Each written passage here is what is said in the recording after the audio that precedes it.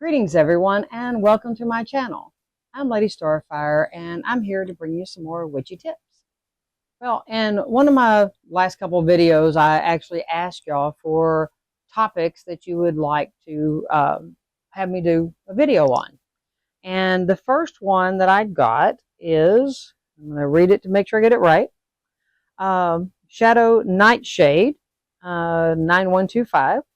And wanted to know about the duties and responsibilities of a priestess and priest, and maybe explain the roles of them in a coven. Okay, so now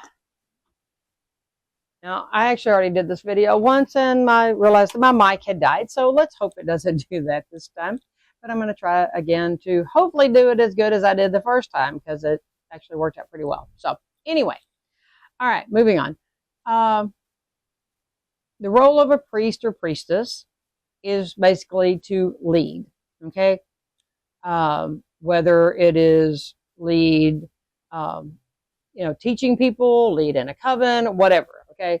So regardless of whether you're a priest or priestess or a high priest or high priestess, and I will get into that more, it all comes with a big responsibility, okay? One, you can't just go, I'm a high priest or I'm a high priestess, okay? And it be so, okay? It takes years of training and studying, and not just watching videos, okay? That doesn't really do it, okay? I mean, granted, you can get some information from that, but you need an actual teacher, okay, that teaches you. Now, for those of you that maybe live somewhere and you don't have one, I do have a book that I wrote, which is my first year classes. It's my third book. It's called A Year and a Day, Learning the Old Ways with Lady Starfire. You would, like to do, to learn that direction, you can go to my website and you can order my books there. You do need the first book, Wicca for the Wise Witch, to go along with the class book. No, it's not all about Wicca. It's all just pagan. But they are all available on my website, and you can, if you do the homework in it and you send it to me and you do the test at the end, you can get your certification, moving you from a neophyte to a first degree. Okay. From there, I haven't decided yet if I'm going to do a first degree book or not, but basically, a neophyte is a witch in training. All right. So you hear all this stuff about, baby witches, which is garbage, and it really irritates me, but newbie is okay. But when you're actually learning, you're taking your classes and you're learning, you are what's referred to as a neophyte, okay? When you complete that first minimum year and a day, you then become a priest or priestess. You then go through your first degree classes. At the end of at least a year and a day, you can get moved to a second degree high priest or high priestess, okay? Now the second degree can take a few years to get there.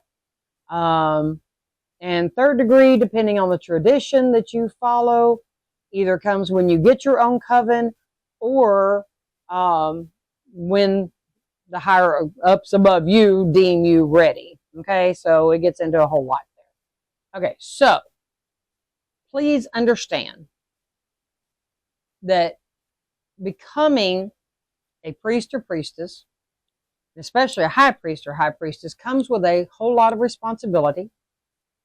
It means that you're basically clergy to a degree.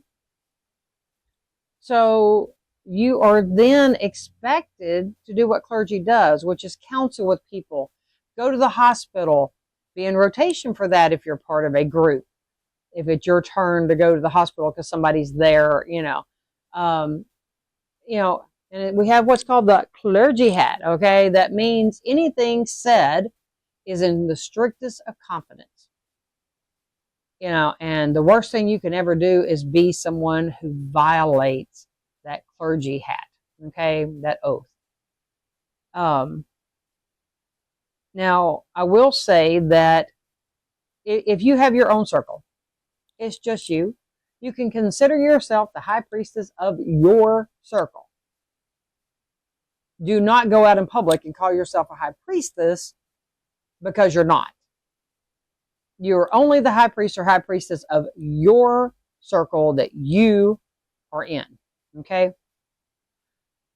Now, as far as having a coven, running a pagan church, running any group, it comes with a lot of responsibility. You are mama or daddy of everybody there. And you're responsible for their teachings, their guidance, and anything that you do that can potentially harm them, it's your karma. It comes back on you. Okay? So you need to make sure you're ready to be a mom or a dad to lots of people, okay, before you take that step. You know, I have been a high priestess since the early 1990s. And I have hundreds, if not thousands, of children. Okay? Even the, the ones maybe they haven't necessarily taught, they come into my store and, I'm mama to them. Okay? So remember that and know that when you take that step, you are becoming someone that you better be ready to become. If you're not, please don't do it.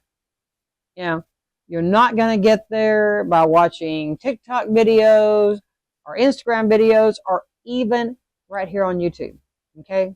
I teach you and I help you, but that's not going to move you to be a priest or priestess right here. Now, you can do it from my books, but you can't do it from just watching my videos. Okay? I mean, I help guide you as much as I can, but there's learning involved that I'm not teaching here. And I won't teach here because I don't really feel like that's right. Okay? I mean, to me, it's bad enough having it in my book. Okay? But when COVID hit, I had to quit teaching in person. And so I put it in book form. And it also helps for people that don't live close to here. And at least that knowledge can go on when I'm not here.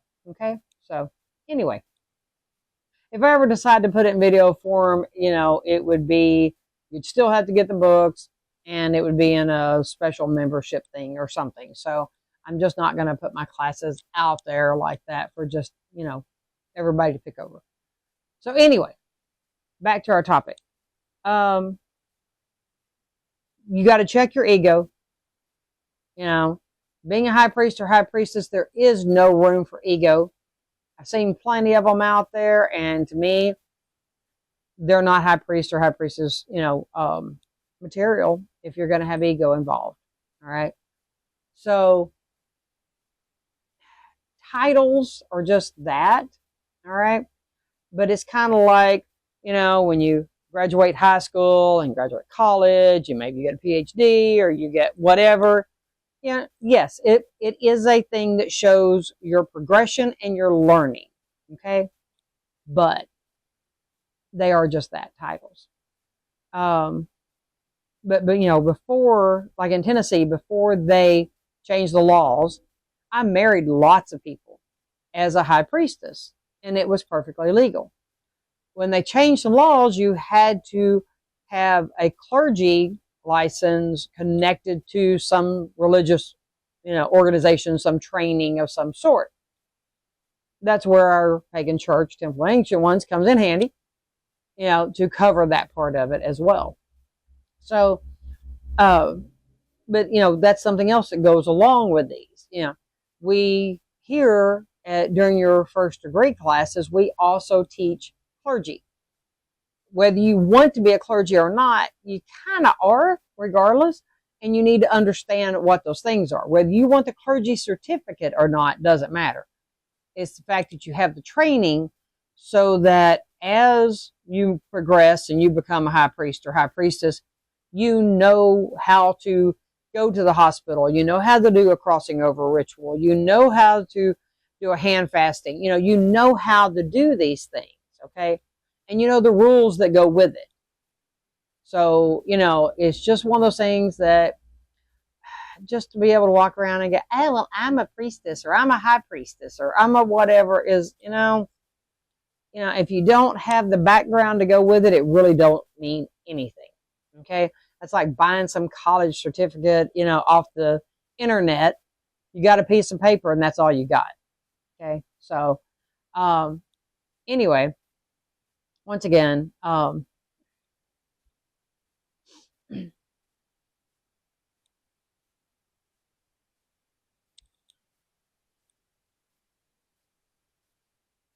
becoming priest or priestess has responsibility. Okay. So the most important thing is, before you take those steps, make sure that you have the proper training and that you're ready. Okay. I've seen some of these people that are like 18, 20, 21, 22, and they're going, I'm a 3rd-degree high priestess. No, you're not. You have not had enough time under you, and you are not ready to be mama or daddy to hundreds of people. Okay? And that's what that means. Okay? So, make sure you're ready before you reach out for that title, and make sure that you properly have earned that title and that you're ready for it and you want it. Okay? Because ain't no going back. You can't go, never mind, I changed my mind. It's there. So anyway, I hope this answers your question. I hope it answers it for anybody else that, wondered. And if there's anything more, pop it down there in the comments and let me know. If you haven't already, please be sure to click the like, subscribe, share it, and give me comments. And for anybody that's interested, if you want, there's a super like and there is a membership if it's something that you're interested in doing. If you would like to buy my books, you can buy them on my website, which is charlottesmysticalweb.net, or in my store. Following this video, there's a little card that gives the information about my store and my website. So if that's something that you are interested in, there you go. There's the information. You can also give me a call, leave me a message, and I can give you the information again if you need it. So it's also on my profile. Anyway, I hope you enjoy this video, and until the next one, hey, give me some more ideas and I'll make more videos, okay? So till the next time y'all see me, everyone have a wonderful, great day, and blessed be.